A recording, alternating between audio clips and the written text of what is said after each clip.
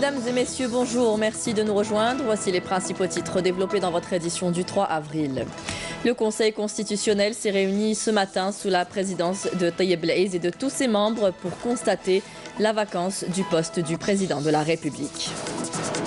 Le chef de l'État, Abdelaziz Bouteflika, a remis hier soir sa démission au président du Conseil constitutionnel, Tayyip El-Aïz, en présence du président du Conseil de la Nation, Abdelkader Ben Saleh. Et on reviendra en images sur les réactions des Algériens hier soir suite à l'annonce de la démission du président de la République, Abdelaziz Bouteflika. Bienvenue à tous. Le président de la République, Abdelaziz Bouteflika, a présenté hier sa démission au Conseil constitutionnel. Il a remis sa lettre de démission au président du Conseil constitutionnel, Tayyip El-Aïz. Le président du Conseil de la Nation, Abdelkader Ben Saleh, était également présent.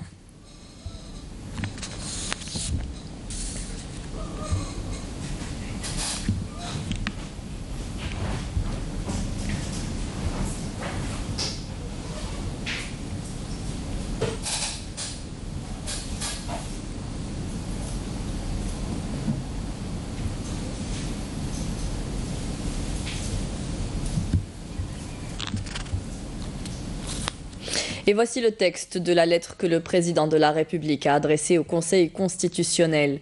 J'ai honneur de vous notifier formellement ma décision de mettre fin au mandat que j'accomplis en qualité de président de la République à partir de ce jour, mardi donc, hier, correspondant au 2 avril 2019. Cette décision que je prends en mon âme et conscience, dit Abdelaziz Bouteflika, est destinée à contribuer à l'apaisement des cœurs et des esprits de mes compatriotes pour leur permettre de projeter ensemble l'Algérie vers l'avenir meilleur auquel ils aspirent légitimement. Cette décision procède de mon souci d'éviter que les excès verbaux qui marquent malencontreusement l'actualité ne dégénèrent en dérapage potentiellement dangereux pour la protection des personnes et des biens qui relèvent des prérogatives essentielles de l'État, poursuit le président de la République dans son message. Dans le même temps, cette décision se veut l'expression de ma foi en une Algérie fière et digne, tenant son rang et assumant pleinement ses responsabilités dans le concert des nations. Abdelaziz Bouteflika ajoutera que c'est dans cette perspective qu'il a pris les mesures appropriées dans l'exercice de ses prérogatives constitutionnelles pour les besoins de la continuité de l'État et du fonctionnement normal de ses institutions durant la période de transition devant mener à l'élection du nouveau président de la République. Dieu le Tout-Puissant m'est témoin des initiatives que j'ai prises, des actions que j'ai menées, des efforts que j'ai déployés, des sacrifices que j'ai consentis pour être à la hauteur de la confiance dont mes compatriotes m'ont honoré, œuvrant sans relâche pour consolider les bases de l'unité nationale, de l'indépendance et du développement de notre cher pays, ainsi que pour promouvoir la réconciliation avec nous-mêmes et avec notre identité et notre histoire. Je souhaite tout le meilleur au peuple algérien, conclura le président de la République. C'était là le message que contenait sa lettre de démission. Et je vous le disais en titre, le Conseil constitutionnel s'est réuni ce matin à Alger sous la présidence de Tayyip El-Aïz, président du Conseil, et en présence de tous les membres du Conseil constitutionnel pour constater la vacance du poste du président de la République.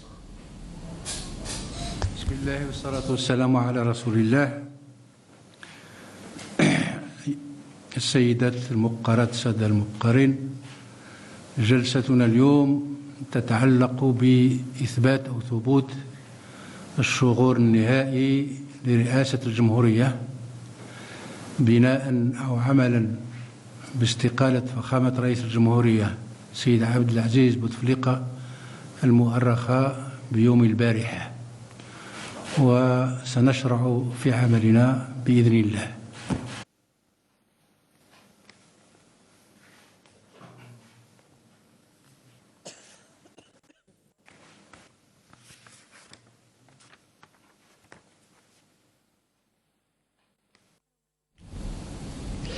Abdelaziz Bouteflika, celui qui fut à 26 ans le plus jeune des ministres des Affaires étrangères au monde, a pris la tête de l'État algérien en avril 1999. Durant ses mandats, le président de la République s'est employé à rétablir notamment la paix dans le pays. Je vous propose de voir ces images.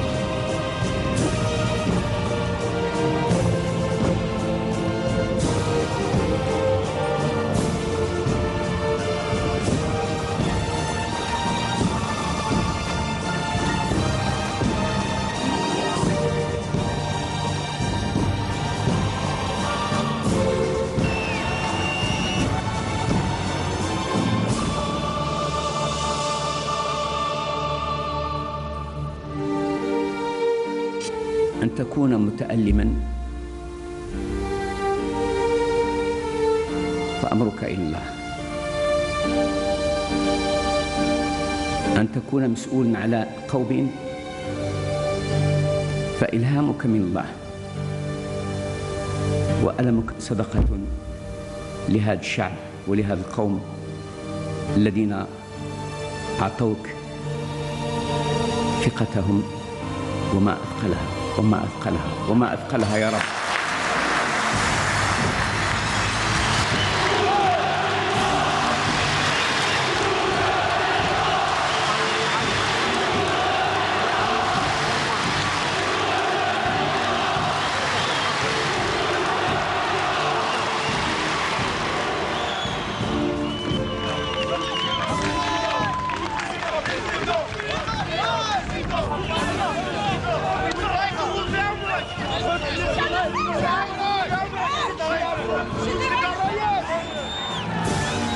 اللي قلت احنا خايفين عليك، أنا تحت حماية الله تبارك وتعالى وحماية هذا الشعب. دعينا الله تبارك وتعالى بالحفظ والتوفيق، ودعينا الله تبارك وتعالى بأنه يسخرنا فقط لخدمة هذا الشعب وهذه البلاد، وأنه يبطل أعمالنا كلما عملنا نفوسنا دون الشعب ودون الوطن، والباقي مرحبا بقضاه، والباقي مرحبا بقضاه، والباقي مرحبا بقضاه.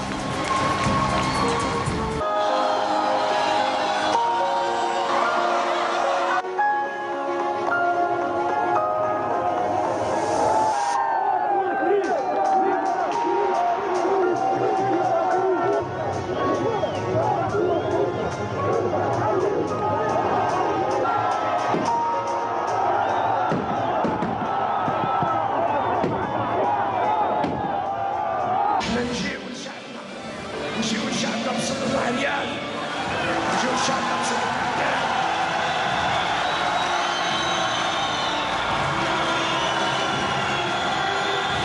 نجيو لشعبنا بصدر ريال.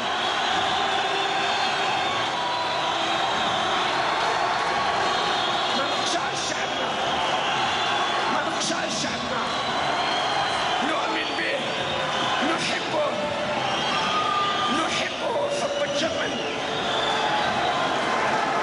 نحبه حب الجمل. لا نخاف، لا نخاف، نخاف من الله، نخاف من الله، نخاف من الله، وشعبنا هو اللي يحمينا. احنا شعبنا هو الحراسة تاعنا، شعبنا هو الحراسة تاعنا.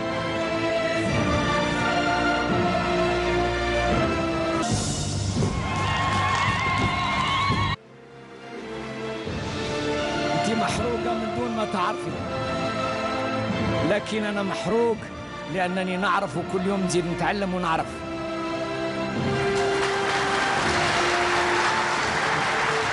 ولكن المهمة نتاعك والمهمة نتاعي يختلفوا في شيء. أنت تعبر على الحرقة نتاعك فقط، وأنا مسؤول أمام الله والعبد. أنا مسؤول عن الله أمام الله والعبد، والحرقة نتاعي تقتضي أن نجمع الشمل، أن أجمع الشتات. لا بد أن أقول بأن في هذا البلد فيه شعب غيور على وطنيته، غيور على بلاده، غيور على استقلاله. كم أنا معتز بالانتماء إلى هذا الشعب العظيم.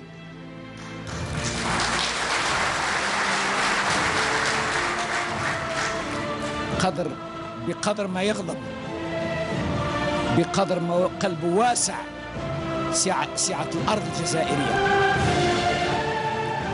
بقدر ما يتظلم،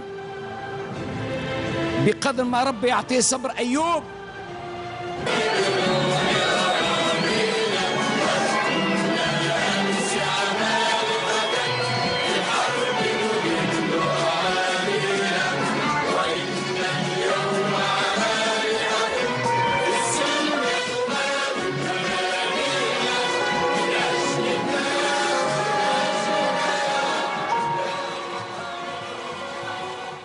Et dès l'annonce hier de la démission du chef de l'État, les Algériens sont sortis manifester dans les rues de la capitale. On revient sur cette ambiance en images.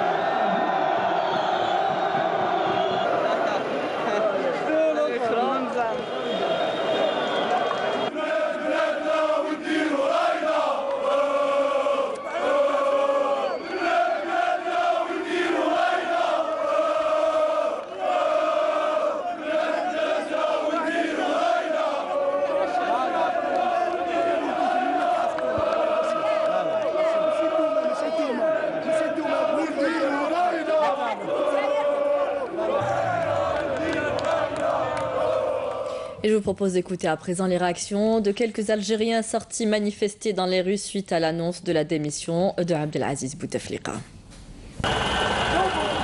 بابا عاش لانديبوندونس في 62 وانا عشتها في 2019 الحمد لله وعد تاع الشهداء ومجاهدين وتحقق ان شاء الله بربي. نشكروا في قياده الجيش اللي ما خافوش الثقه تاع الشعب وكانوا مع الشعب كانوا يخزروا وكانوا يشوفوا مطالب الشعب من اللي بدات له 22 وهي سلميه حتى اليومين هذا. والله قرار ما شاء الله قرار انا مع القيد صالح مبدئيا انا معاه في انتظار ما ستسفر عنه النتائج المقبله ان شاء الله. انا حاسس شغل كان ان بوا فوق ظهرنا دوك البوا هذاك راهو تنحى ان شاء الله لا كونتينيتي برك هذا ما كان يكمل في القرار تاعو. هذا القرار تاع اليوم احد المكاسب نتاع الحراك ماهوش المكسب الوحيد ان شاء الله تكون مكاسب اخرى وفي صالح الحراك وتعيش الجزائر حره ان شاء الله. الجزائر تحيا والله يرحم الشهداء ونشكر المؤسسه العسكريه نشكروها بزاف ما كانش عندنا شك في المؤسسه تاعنا الحمد لله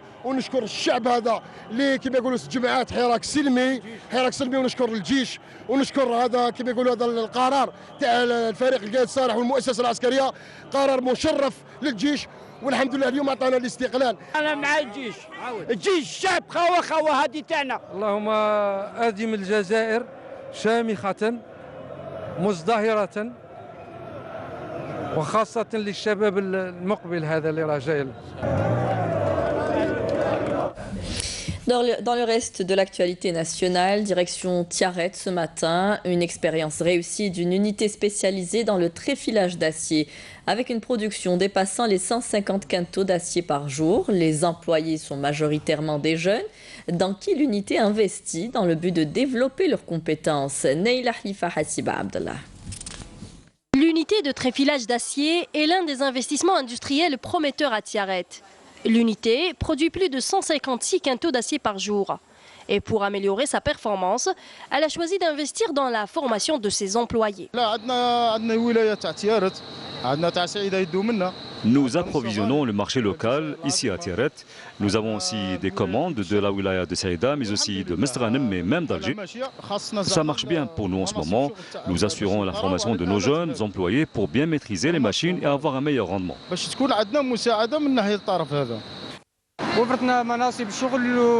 L'unité nous a offert du travail et en parallèle, elle nous offre aussi des formations pour développer nos compétences. Les jeunes ne trouvent pas de travail, il leur faut des usines comme celle-ci. Réduire le taux de chômage. La direction de l'industrie et des mines de Tiaret travaille dans ce sens. Pour ce faire, elle encourage l'émergence de nouveaux projets d'investissement.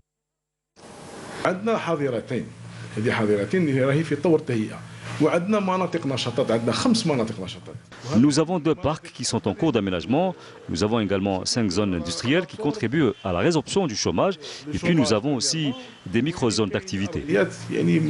Ces mesures d'accompagnement et d'autres contribuent en effet à la naissance de tels projets, à la création de nouveaux postes d'emploi et au développement de l'économie. Dans la wilaya de Tarf, la production des oranges et autres agrumes a enregistré des records cette année, mais les agriculteurs ont beaucoup de mal à écouler cette production. Pourquoi sont-ils confrontés à cette situation? Élément de réponse avec Ibtissem Djaoui, le commentaire est signé Selm Kasser. Nous sommes dans la daïra de Besbes. C'est d'ici qu'est parti l'important projet agricole de la wilaya de Tarf, lancé dès 2019. C'est en effet là que sont concentrées les terres consacrées à l'agrumiculture et la production cette année est excellente. 800 hectares consacrés aux agrumes. Et nous avons 800 hectares totalement dédiés aux agrumes. Nous avons aussi 50 hectares de nouvelles plantations cette année à Besbes. Il s'agit de différentes variétés, précoces mais aussi tardives. Il y a des anciens vergers où on a carrément procédé à des arrachages avant de les remplacer par de nouvelles plantations. Des nouvelles plantations.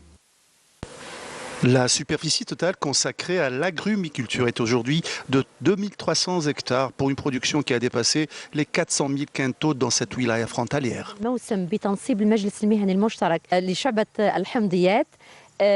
Nous avons installé récemment le Conseil professionnel commun des agrumes qui est un espace de concertation entre tous les intervenants de la filière agrumicole. Nous nous sommes également concertés avec tous les partenaires, les producteurs et les transformateurs à propos du surplus de production. Et ce qui a bien sûr donné un nouveau souffle à cette filière à Tarf, c'est ce partenariat public-privé qui a été lancé.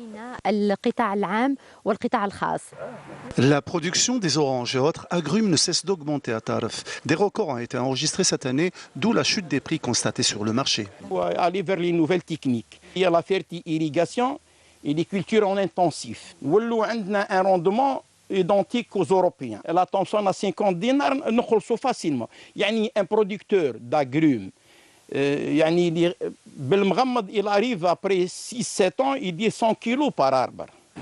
L'ouverture de nouveaux marchés au niveau local, mais aussi national, est une revendication principale des producteurs d'agrumes.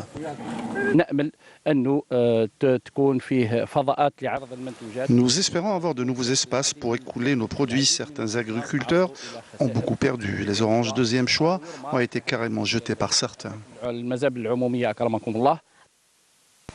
Les producteurs d'oranges restent toutefois motivés et espèrent doubler la production en misant sur l'industrie de transformation du fruit.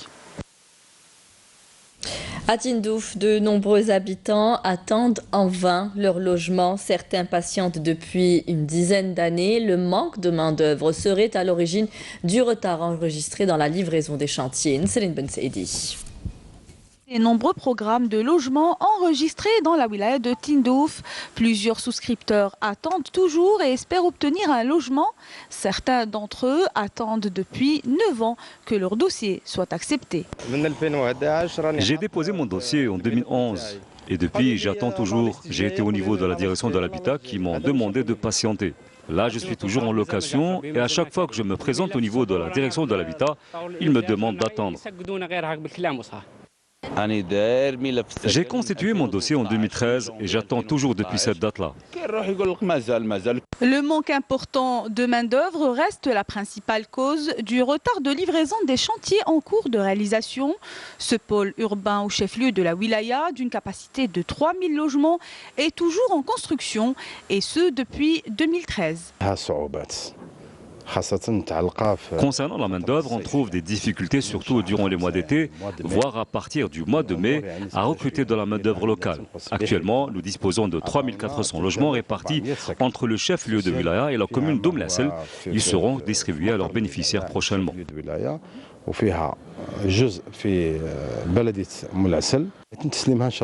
L'habitat rural à Tindouf enregistre aussi une forte demande. Plusieurs programmes ont été lancés au profit des habitants des régions reculées, mais qui ne semblent pas se concrétiser. Pour l'année 2018, la wilaya a bénéficié de 2000 logements ruraux, avec un premier quota de 300 logements dont les travaux seront bientôt entamés, alors que 125 bénéficiaires ont déjà lancé leur chantier pour la construction de leurs propres logements.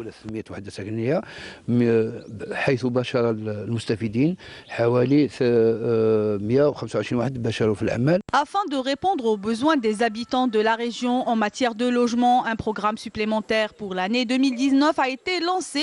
Il s'agit de 2300 unités, toutes formules confondues. Pour une meilleure prise en charge des malades à Boumerdès, une grande opération de réhabilitation des structures de santé de proximité a été récemment lancée dans certaines localités, à l'exemple des communes de Tawarga et de Cap Djenet. Camélia Melal. Donner une nouvelle impulsion aux structures sanitaires de proximité, c'est en somme l'objectif visé par la direction de la santé de la wilaya de Boumerdès. Les habitants de cette région déplorent la qualité des soins dans certaines polycliniques ou encore l'inexistence de centres de proximité dans les régions reculées. Il n'y a aucune organisation dans ce centre. On ne trouve même pas de médecin. Il faut savoir qu'ici, l'infirmier vient une fois par semaine. C'est vraiment difficile de se faire soigner. C'est le médecin des centres de santé qui détermine le besoin en consultation spécialisée. La seule consultation spécialisée fait Cap Djenet, c'est la pneumo, qui draine plus de 600 malades chroniques. Devant ce manque de personnel et de matériel moderne, les autorités locales ont pris conscience des besoins des citoyens et comptent pallier ce problème le plus rapidement possible.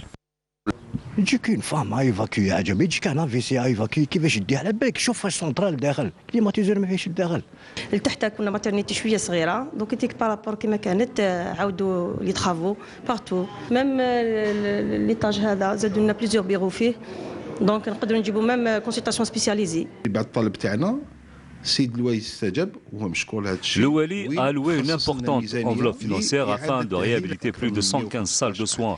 Et nous avons réceptionné l'année dernière plus de 8 ambulances équipées de tous les moyens nécessaires. Cette année, nous allons également réceptionner 4 autres ambulances. L'investissement dans le secteur de la santé et la rénovation des structures sanitaires contribueraient à coup sûr à recevoir les patients dans les meilleures conditions et à leur prodiguer des soins de qualité.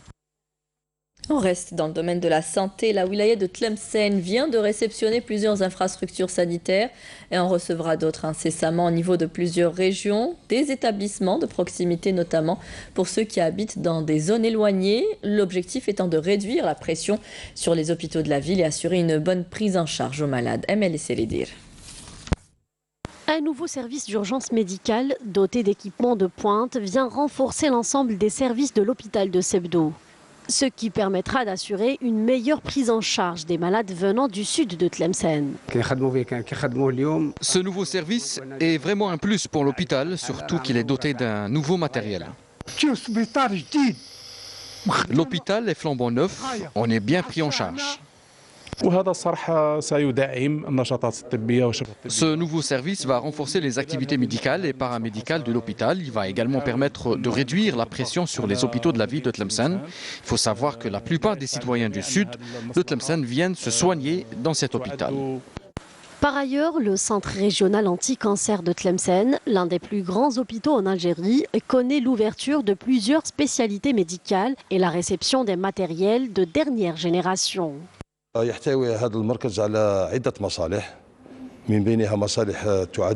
Ce centre compte plusieurs services, dont les services régionaux, comme celui de la médecine nucléaire et le service de radiothérapie qui dispose de matériel très développé.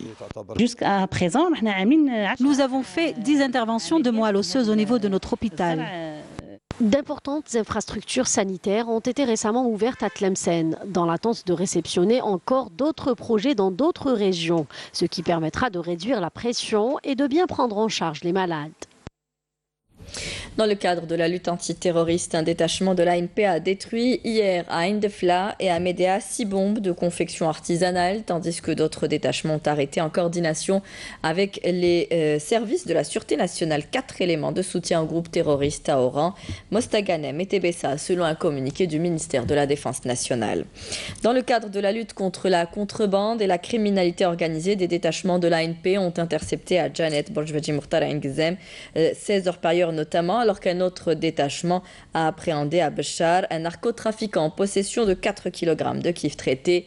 Et enfin, 10 immigrants clandestins de différentes nationalités ont été arrêtés à Janet et Ngzem, selon toujours le communiqué du ministère de la Défense nationale. Dans l'actualité internationale, un Palestinien blessé samedi lors des heurts avec l'armée israélienne le long de la barrière de séparation entre la bande de Gaza et Israël est mort hier, mardi, ce qui porte à 5 le nombre de Palestiniens tués dans les violences. C'est en bref ce matin avec Manel Boutouaba. Les forces coloniales israéliennes ont procédé aujourd'hui à l'arrestation d'au moins 11 Palestiniens durant des opérations de perquisition arbitraire effectuées dans différentes régions de la Cisjordanie. Selon l'agence de presse palestinienne, ces perquisitions et arrestations sont concentrées dans la ville d'El-Quds occupée et plusieurs autres villes et villages. Par ailleurs, 4 Palestiniens ont été blessés par balle aujourd'hui dans plusieurs villes, agressions perpétrées par des colons israéliens. L'un d'eux a succombé ce matin à ses blessures au nord de la Cisjordanie. L'Assemblée constituante vénézuélienne a levé hier l'immunité et autorisé des poursuites pénales pour usurpation de fonctions contre le chef du Parlement, Juan Guaidó. Elle a voté à l'unanimité pour autoriser la continuation des poursuites pénales engagées contre le député d'opposition devant la Cour suprême, a annoncé le président de cette institution.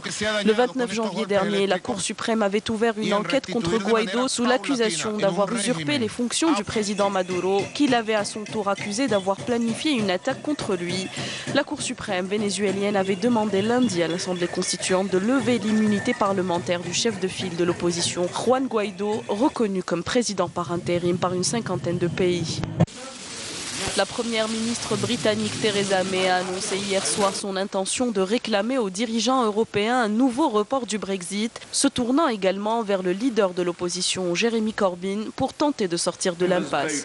Depuis le référendum qui a décidé de la sortie de l'Union européenne, les députés britanniques ont consacré plus de 500 heures de débat au Brexit sans qu'une issue se dessine. L'ex-premier ministre malaisien Najib Razak a plaidé non coupable de toutes les accusations contre lui à l'ouverture de son procès aujourd'hui, accusé du détournement de plusieurs milliards de dollars sur lequel plusieurs pays enquêtent. En arrivant au tribunal de la capitale malaisienne Kuala Lumpur, où s'est ouvert le procès sur son rôle dans la gestion du fonds souverain 1MDB, l'ex-leader, âgé de 65 ans, a plaidé non coupable des 7 chefs d'accusation contre lui liés à la corruption et au blanchiment d'argent.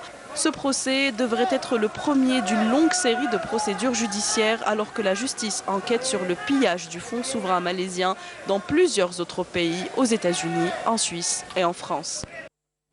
Et on terminera avec du sport. Football, le Neh du CND a remporté le derby algérois face au Mouloudia d'Alger sur le score de 1-0, alors que le MC Oran a quitté la zone rouge en s'imposant devant l'Olympique de Médéa 1-0 hier pour le compte de la 25e journée de Ligue 1 de football. Le SC Tif, 4e avec 37 points, a bien négocié son périlleux déplacement à Constantine en allant chercher le point du match nul face au CSC dans un derby de l'Est qui a tenu toutes ses promesses entre deux clubs qui aspirent à rejoindre le podium. Et un match est prévu aujourd'hui, comptant pour la 25e journée. L'USM Alger affrontera le CRB Louis Dead à 17h45, match que vous pourrez suivre sur la A3 de la télévision algérienne. C'était la dernière information de ce journal. Merci à vous tous de nous avoir suivis. Tout de suite, vous retrouverez Friel Chir pour les prévisions météo. Vous pouvez revoir nos programmes sur Facebook et YouTube. Les adresses s'affichent en bas de votre écran. Très bonne journée à tous. Au revoir.